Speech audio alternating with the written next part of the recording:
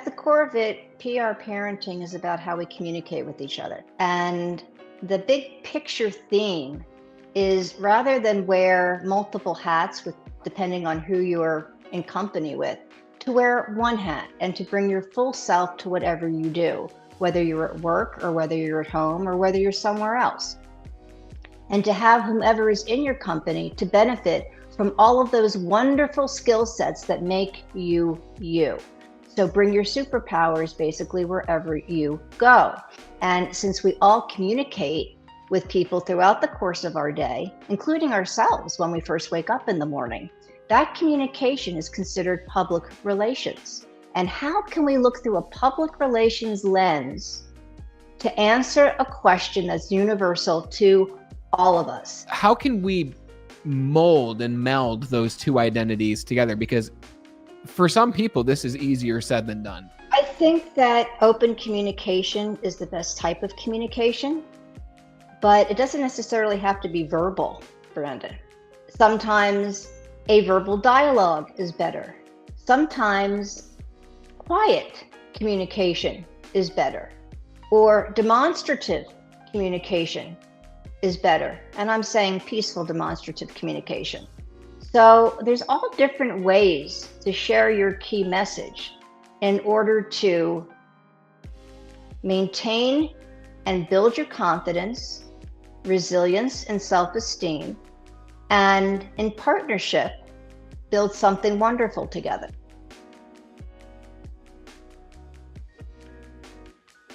Welcome to the Be Better broadcast. We have a very exciting conversation for you today. We have a very special return guest to the show. Her name is Marjie Hadad.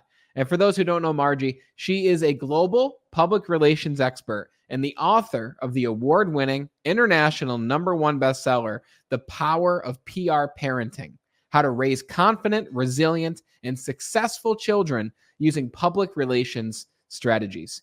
Marjie is an award-winning TV producer as well as a speaker on how moms, mentors, and entrepreneurs can use their own public relations superpowers to thrive in every aspect of life.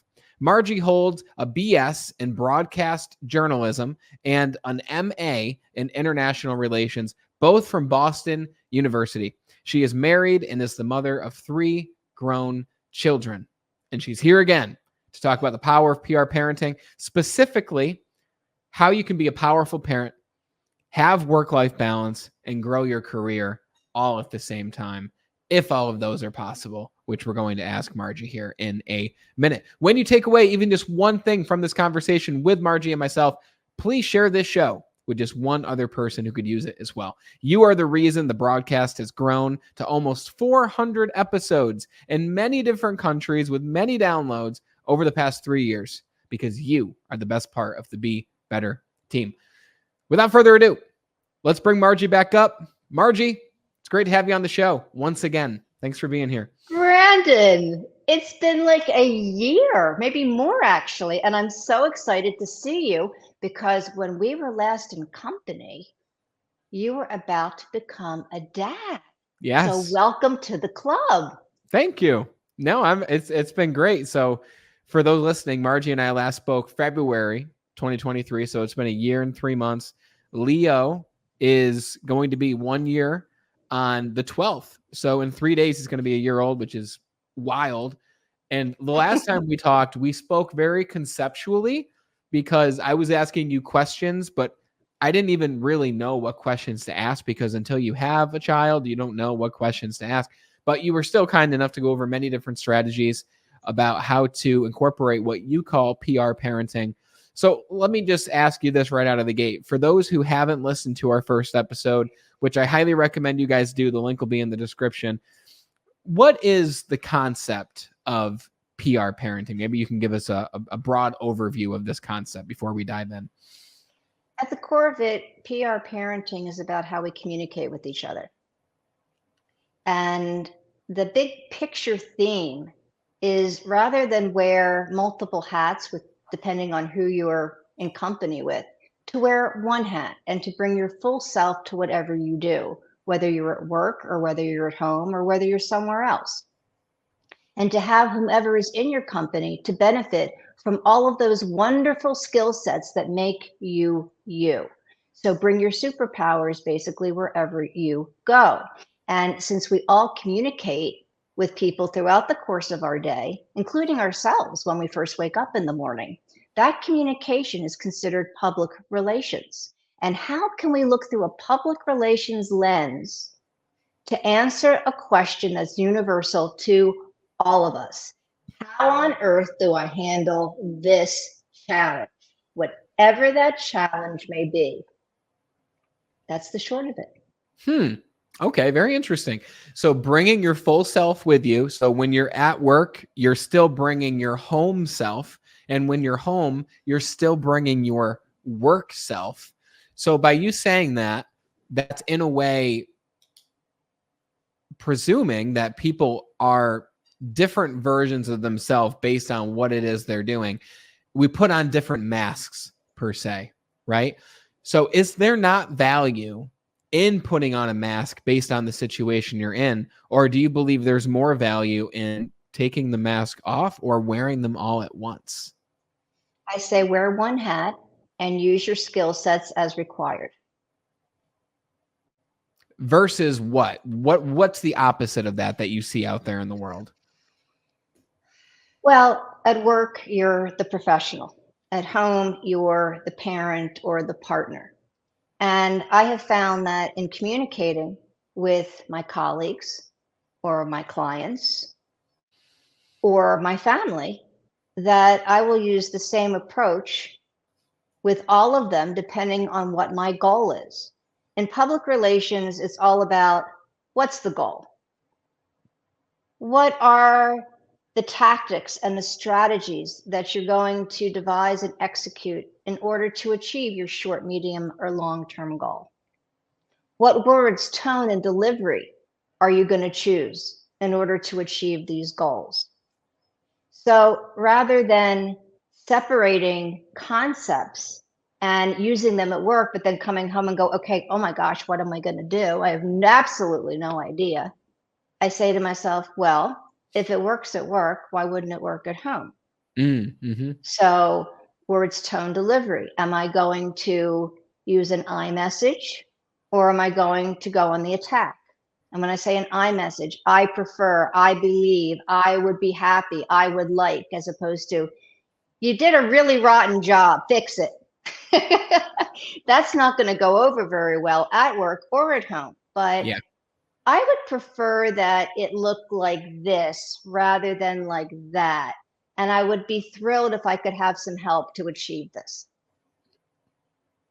It's the same message, but delivered differently in a positive way that you inspire action and in a happy way Yeah. or an accommodating way as opposed to a begrudging way.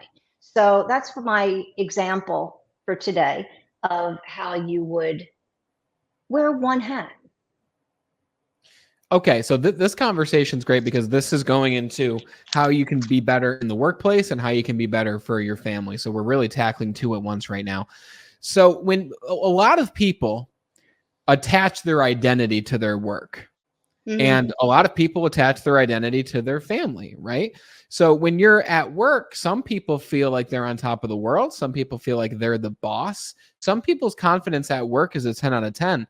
And then they go home and maybe their spouse is the more dominant in the home. And maybe they feel that their confidence at home goes to a 5 or a 6 out of 10. So really what we're talking about here is identity while in the workplace, identity while at home.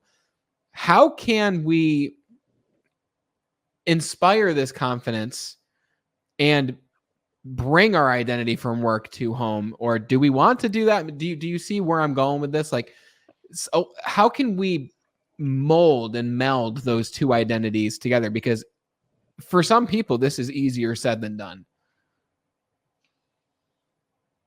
I think that open communication is the best type of communication, but it doesn't necessarily have to be verbal, Brandon.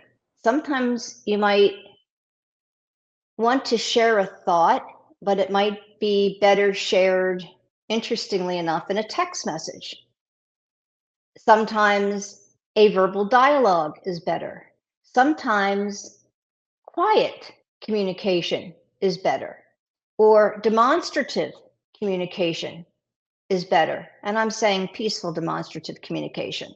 So there's all different ways to share your key message in order to maintain and build your confidence, resilience, and self esteem, and in partnership, build something wonderful together, whether it's in concert with your colleagues, or it's in concert with your partner, or in concert with your children.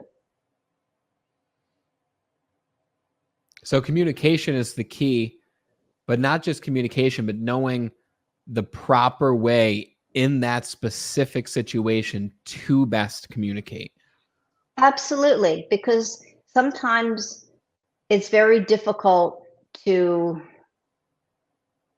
choose the right tone of voice because you're Yeah. feeling one way and you're having a hard time delivering it in the way that you would want to. So sometimes taking the tone out of the equation, and then you can think about what words you want to choose to share your message. And then obviously you'll be receiving the response. So that's one way to handle it. Sometimes you know exactly what you want to say and the tone that you want to share it with in order to achieve whatever your goal is. I think that in order to build confidence in ourselves, which is what you had asked me, how do Mhm. we build confidence? First of all, we need to believe in ourselves and believe that and understand that our truth is our truth. And if we want to be seen that way, we have to step up and do our thing. And if you display confidence, then it's going to be received that way. There Mm. might be some pushback, but if you hold your ground, then you'll be respected for it. How did you help instill self-belief and confidence in your 3 children? Well, we had multiple exercises. I think we may have even reviewed this in our previous discussion, but I would let them try whatever they needed to try. If they wanted to try singing or dancing or piano or guitar or swimming, they always had an opportunity to try. And if they did well, then that was great. And if they didn't, we talked about, well, what could we have done differently? Not better. Didn't make any mistakes. It's one way to do it. Let's talk about another way to do it and maybe achieve a different level of success the next time. Mm. You know, in public relations, writing is a key activity in the job. In fact, writing and copywriting is a key activity in just about all professions out there, I even agree. down to the text message. Now, what we do know in PR, and I've been in PR for 30 years or more at this point, so there's no such thing as the perfect first draft. I don't care how long you've been in the business. It's a first draft. It might be a good first draft, but in business, your entire team has a look at it and everybody makes their comments. And Mm. then along the way, it gets better. So the kids learn this early on because we combined in first grade a natural rite of passage with the timing of their learning how to write a sentence. Yeah. So we're talking about the first grade when the kids learn sentence construction. Coincidentally, or maybe not, it's also when the kids start to lose their baby teeth and the big teeth start to come in. Now, so what? Right? So what? Well, the so what is what if you combine these two things? Do you remember the process that we spoke about in our last conversation? Yes. Yeah, I do, because you asked me a question. I forget what the question was, and I didn't know how to answer the question, and it was a funny part of it. What was it again? Tell us, what was it? So If we take a natural rite of passage, like losing your baby teeth, what do? We take the tooth, we put it under the pillow, we wait for the tooth fairy to come, and then the tooth fairy replaces the baby tooth with money or a gift or whatever the process is at your house. Yeah. Well, at our house, we turn this into a writing assignment. And we invited our children to write a request letter to the tooth fairy. And in doing so, they practiced their handwriting, they practiced their sentence construction, they learned how to advocate for themselves, and they learned to identify mom and dad as a safe place to go for feedback. Because after they would write their letter, and they had full control, we were just there on standby if they needed any help or had any questions.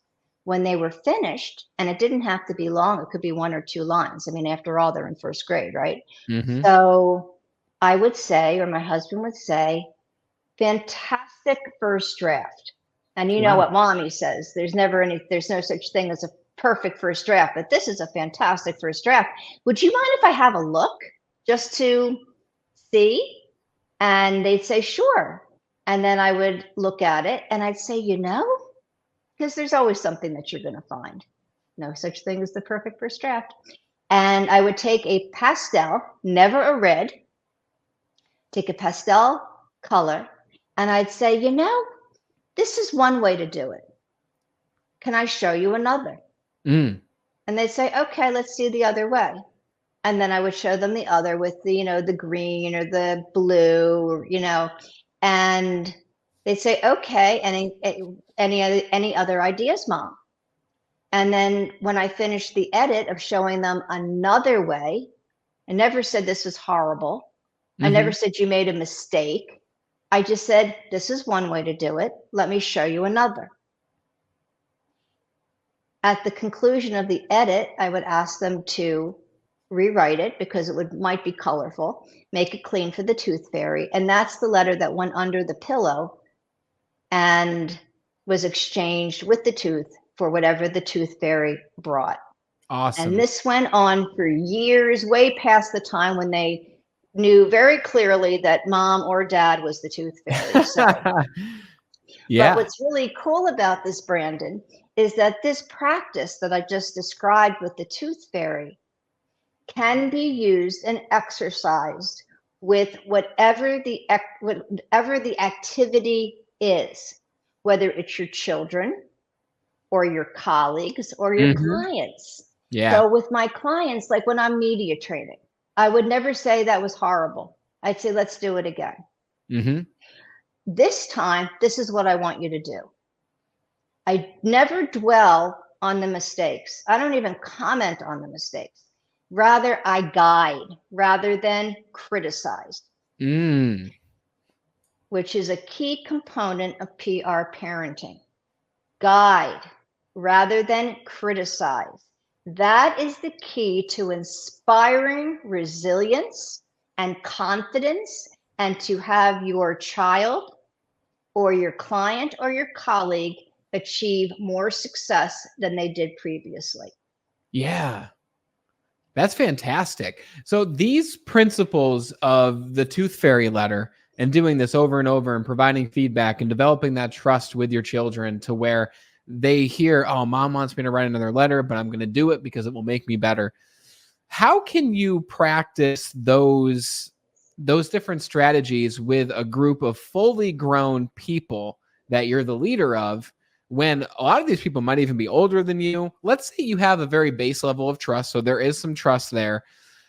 Do you also do writing assignments with these colleagues, or do you do it in different ways? I know you just gave an example of let's do it again, you guide versus criticize. But, you mentioned earlier wearing the same mask, or not even wearing the same mask necessarily, but being the same you. It's a hat, Brandon. It's a hat. Let's talk fashion. Okay. And style. Yeah.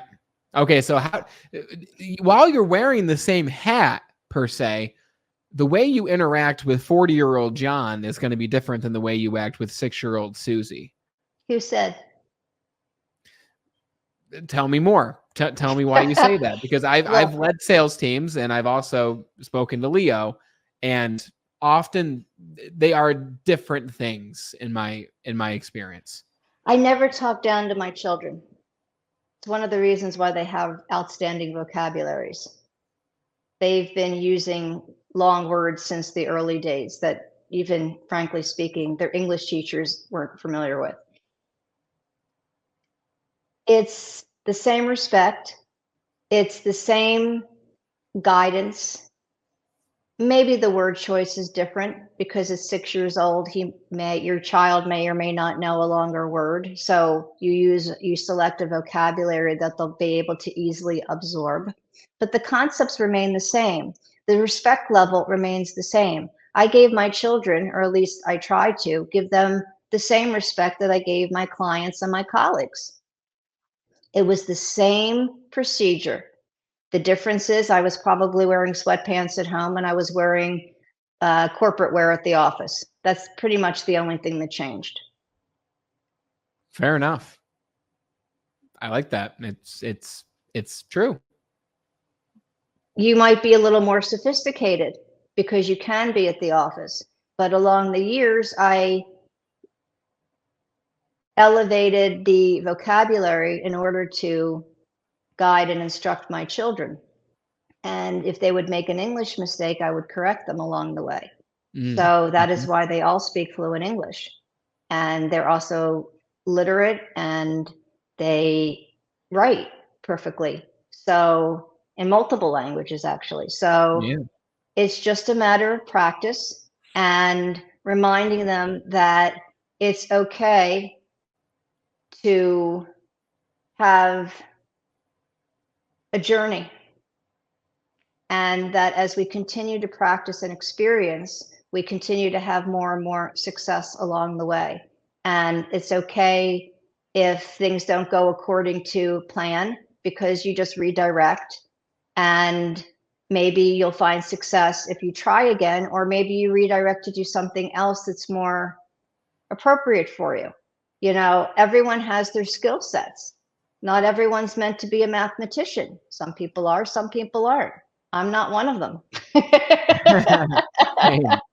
Others are storytellers, and others aren't great storytellers. That's my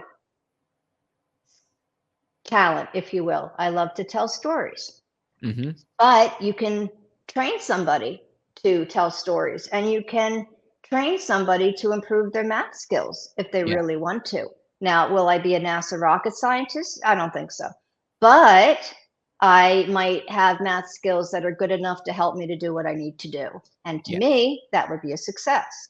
And so when I media train a client who might start off having never interviewed before, but by the end of it, they're fantastic. In fact, I presentation trained a client who hadn't been in front of a big group probably in decades. And he took home second prize, actually, and a very large cash reward. I was enormously proud. Wow. I said to him, I said, I got my mama peacock feathers completely spread out in pride of your success. This was my client, not my kids, my client. I tell my clients regularly when they're doing well, how proud I am of them, because I am. Because their success is our success. It's a collective success. When one does well, we all do well.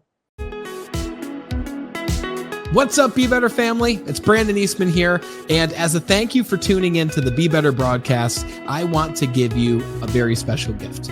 For a limited time, you can get a free digital copy of my book titled Be Extraordinary, Your Guide to Self-Mastery.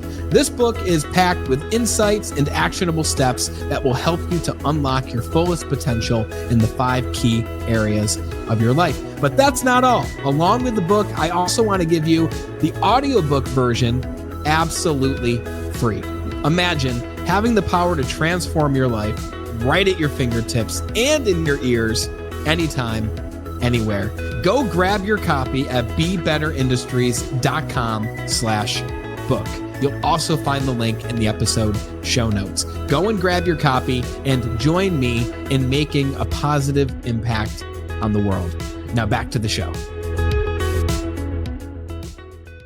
It's true. Why change the hat? Wear the same hat, be you in every situation. Maybe change your language, like you said, based on who you're speaking with, but the process is the same regardless. So speaking of multiple languages, we talked about the power of PR parenting last year. It was a new book at that time. Now it's been out for over a year. A lot of people have read it. A lot of people have left fantastic reviews about it. It's international bestseller, for God's sake.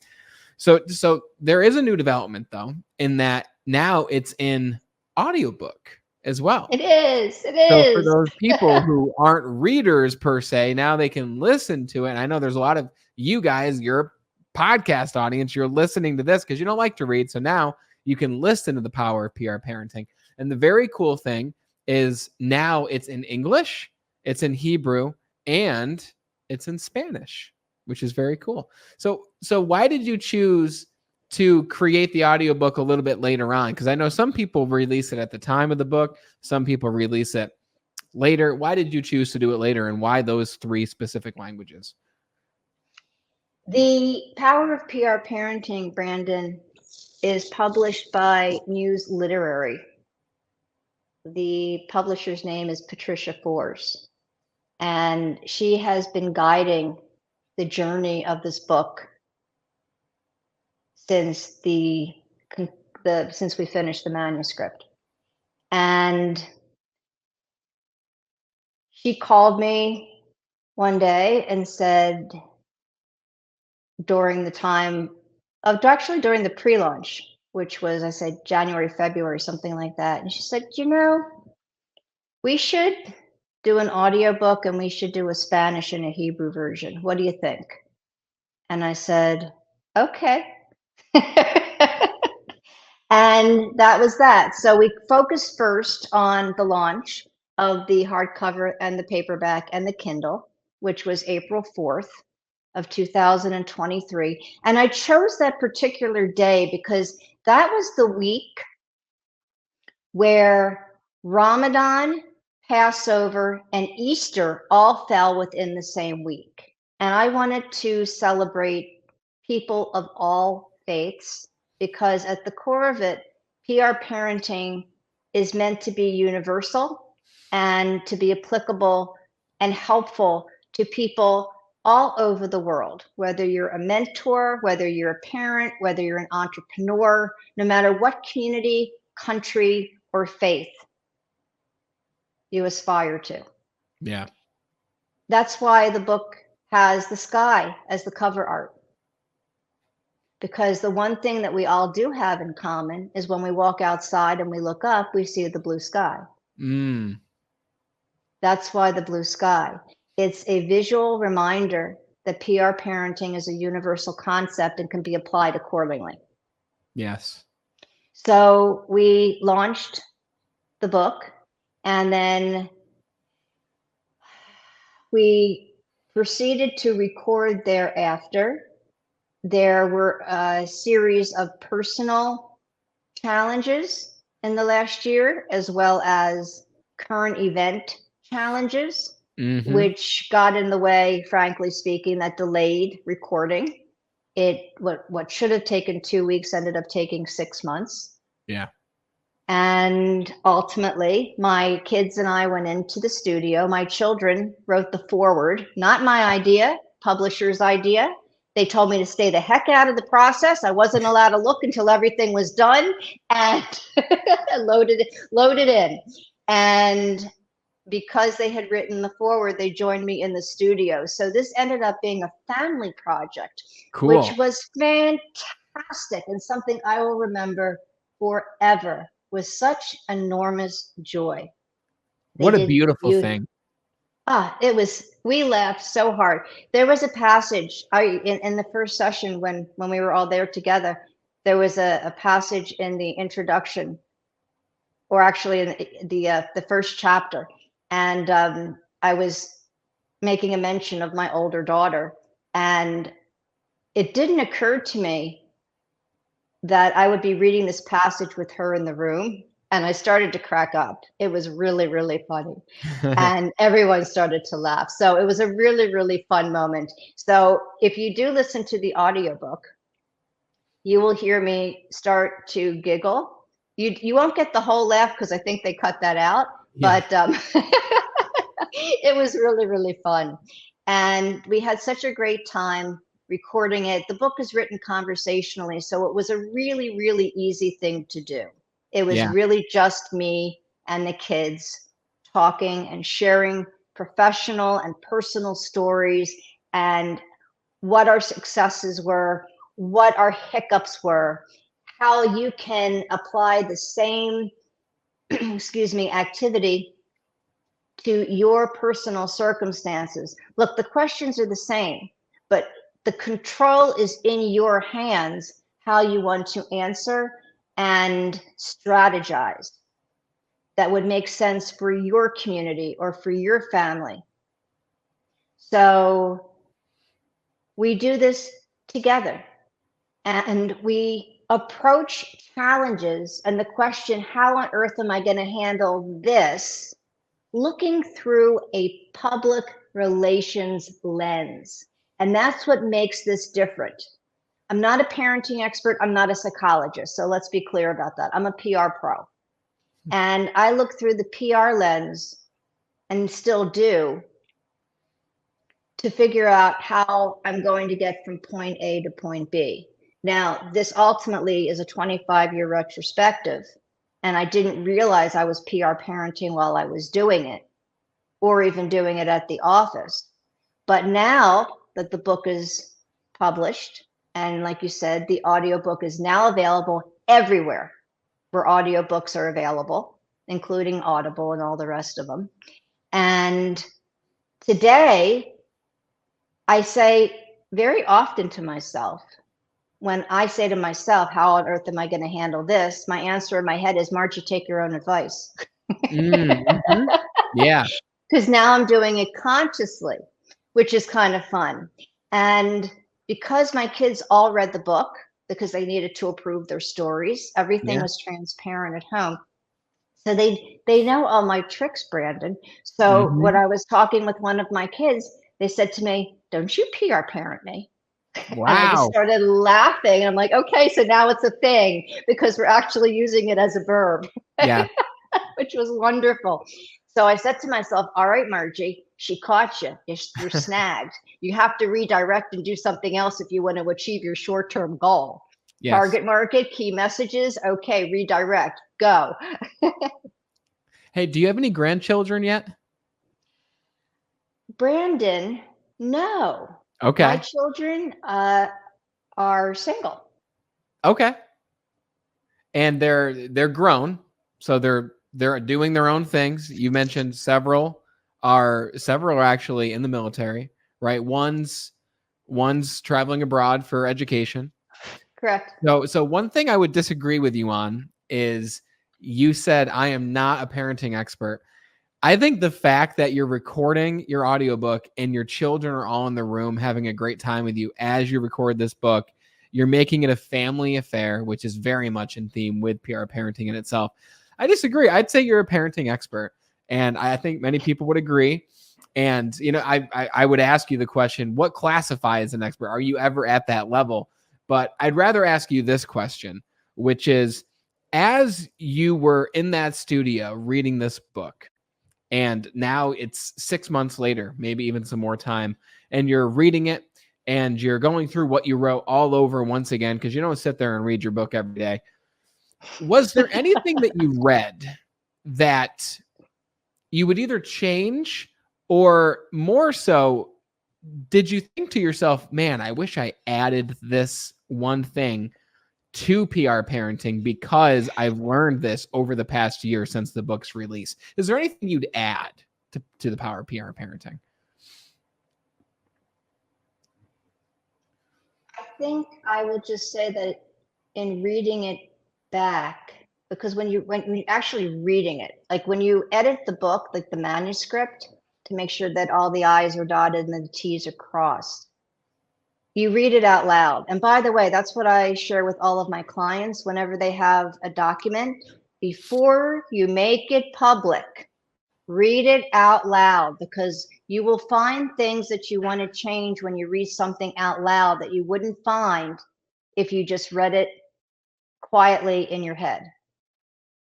So I read the book out loud multiple times before it was actually published.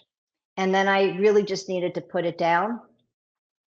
And when I went back into the studio and read it out loud, but in a different way, because now I was able to share how I wrote it and how I heard it in my head when I first put it down on the page, as opposed to reading it out loud for editing. And what I can honestly, genuinely say from the heart is that I stand behind all of it. And I'm proud of this work, and I'm proud of the feedback that has been generated in the last year. I wrote it for working moms originally. It was my love letter to the next generation based on my older daughter's recommendation to help young women her age who were newly married, wanted to have kids, wanted to have careers, and weren't sure if they'd be able to balance work and family. And she said, of course you can. My mom's been doing this for 25 years. And then she looked at me and said, you know, you made mistakes, but overall, I think you got it right. So this is what you should write your book about. And what's been enormously satisfying, in addition to helping the next generation of working moms, moms who work in the house, not necessarily outside of the house as in an employed function, but I've heard from dads who say, well, what about us? In fact, a men's magazine reached out to me and said, we have a question. We'd like you to write an article that will help the father community. Wow. Okay. And entrepreneurs who said, this approach really helped me to achieve a certain goal that I was having trouble with. Or another person wrote to me and said, thank you, because I was having challenges with my spouse, and one of your approaches helped me to work things through to a successful conclusion. Grandparents, wow, I'm so excited. I'm going to try this with my grandkids. So teachers, one teacher wrote me, she said, I'll never use a red pen again. And she tried that this is one way to do it, here's another. And she told me that the student for the first time didn't arch their back or tense up. They actually couldn't wait to hear what she had to say next. Awesome. Yeah. So the impact has been overwhelmingly positive. And Brandon, that is the biggest treat of all for me, because that was the whole point of the exercise, was to plant the seed to help as many people as possible so that we can raise kids who are confident, resilient, respectful of diversity, so much self-love that they're open to learning about another way to do things, assuming peaceful, and to, again, plant the seeds so that it can go on for generations to come. And in the future, create a more kinder and more respectful world, because what we're living in right now is the complete opposite, and it's frightful, it's disgusting, and it's embarrassing. We're not doing our job right. Something's, totally messed up here. Yep. I want to talk about that because we talked a while before we recorded, and chapter 9 specifically is, like you said, being part of the solution. And the reason I asked if you had grandkids is because you wrote this book for all these working moms, working fathers, parents all around the world, but you lived this book with your children. Correct. And when they have children, they are subconsciously, even if it's not a conscious thing, going to live this with their children, and then so on and so on and so on for thousands of years from now, right? So you didn't just impact other people, you also impacted your children, who's going to impact theirs. So really, this trickle effect, this ripple effect, is so powerful that spans across generations. So while this has helped so many people, who knows how many more people it's going to help, even when we're not on the earth anymore. But let's talk about what you just said to wrap this up, just because I want to respect your time. Being part of the solution. So chapter 9, you just gave a little tidbit of what the message is, but what does it mean to be part of the solution? And how can each of us individually be part of the solution? Because I feel that we talk often about what's going on, what's the problem, but seldom do we say, what can I do or what can we do? At the core of it, I think it's education. And to have a firm command of real history, not rewriting history. And to understand that it takes an enormous amount of self-confidence and self-love to be able to project acceptance of differences and diversity, assuming that everything is peaceful. To be able to enjoy someone else's company and to explore their culture. And to also have the self-confidence and pride in your own culture, and to see how the combination can produce a product that's really, really cool. Things are not necessarily better or worse, they're just different. And at the core of it, teaching love, acceptance, respect, ditching the negativity, ditching any kind of violence. It's not necessary. Being strong, being confident, being resilient. Teaching your children all of these things. But full circle, first the comes with education, because hatred, Brandon, is learned. And if it's learned, someone is doing the teaching. Mm-hmm. So we need to teach our children, no matter what their age is, to look at the full picture, not just part of it. And to understand that until we have had a certain experience or have been in the company of people who have had a certain experience, you're not an authority on the subject.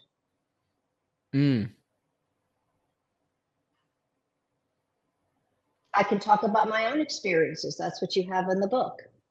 But like I said, I'm not a parenting expert, even though you're very kindly calling me one. And I'm not a psychologist. I don't have a psychology degree. But psychology is a key component of many professions out there, including public relations. Yeah. Because it's how we communicate. So there's a psychology component, but I'm not a child psychologist or any kind of any way, shape, or psychologist. That's somebody else's profession. But I'm open-minded and I'm willing to hear the other guy out. But this is assuming that they have a full grasp of the facts. Yes. And they're not rewriting history. And I see an awful lot of rewriting history going on. I see an awful lot of unnecessary violence. I see an awful lot of hate for no reason other than for the sake of hate and violence. It's destructive. Rather, we should be teaching how we can come together as a peaceful community to build together, not destroy. Build together, build something beautiful, strong, loving, where everyone gets to contribute whatever their special skill sets are. Remember, we were talking about math skills, storytelling skills, whatever your skills are, culinary skills, pick your skill. And what a beautiful, beautiful dinner party that would be with everyone there contributing. Yeah, absolutely. Embrace your skills, love one another, help lift other people up, embrace love, confidence, acceptance. And that's really what life's all about. Why fight? Why have hatred? Why these things? And you can feel how you feel in your body when you're around the opposite of love and joy and acceptance. And it's not a good feeling, right? We try to escape that feeling, but sometimes we can live in that feeling. And once we live there, we stay there, but we can escape. We can get to the other side of love, acceptance. And like you just said, it starts with education. And you were educating me before we went live, and I'm grateful for it. And, it gave us less time to do this, but I think that we filled the time well. We covered a lot of what we didn't talk about in the first conversation. And again, everyone, go to the link in the description, listen to our first conversation, because we really dive into a lot of specific strategies when it comes to PR parenting. We talked about a few today, but we talked about more last time. But today was more so the results you've seen from your book being launched, and now the audio, which again, everyone, it's in 3 different languages: Spanish, Hebrew, and English. People can grab the audiobook right from Audible. Is that right? Okay. Can. And what's also exciting is that I'm now speaking internationally on different stages and workshops and panels, and talking about PR for life. So PR parenting is a component. It's one area. There's also PR for career, PR for entrepreneurs, PR for just about anything that you want to look at a challenge looking through the PR lens. And it's been very exciting, and PR parenting's catching on, and PR for life is catching on. And if anyone out there who's listening or watching is planning an event, and this sounds like something that would add to your program, absolutely, please get in touch. Where's the best place for them to get in touch? They can reach out to me on Instagram. They can reach out to me on my website. There's a comment page, or a contact page rather. Great. I'm also available on Facebook, LinkedIn, wherever. I'm pretty easy to find. Look, I'm a PR person. Just plug my name into Google and you're going to see everything come up. Mm-hmm. You practice what you preach. So I'll have links in the description, guys. So you can go down there, go contact Marjie wherever you hang out. She's going to reply to you. And Marjie, this is another incredible conversation. I'm grateful to call you a friend. I'm glad to have you back on the show. And I'm excited to have you back on the show, because we didn't even talk about balance and balancing family and work life and wearing that hat in both places effectively. And we'll have that conversation in the future. And it was amazing to talk with you again. So thank you very much, Marjie. I love being in your company, Brandon, and congratulations on the big guy being one. That is amazing. And the next time we talk, I want you to come with some questions so that we can workshop any questions that you might have. Excellent. I love that. Let's be practical. This is what it's all about, to put the power in your hand, complete control, and you know what to do next. Amazing. We'll make it happen. Thank you, Marjie. Pleasure. Again, the name of Marjie's book is The Power of PR Parenting: How to Raise Confident, Resilient, and Successful Children Using Public Relations Strategies. It's in physical copy. You can get the audiobook. Links are in the description. Go grab your copy. If you enjoyed this conversation, please share this episode with one other person who could use it as well. Thank you for being the best part of the Be Better team. Thank you for watching and listening. And until we talk again next time, continue to be better.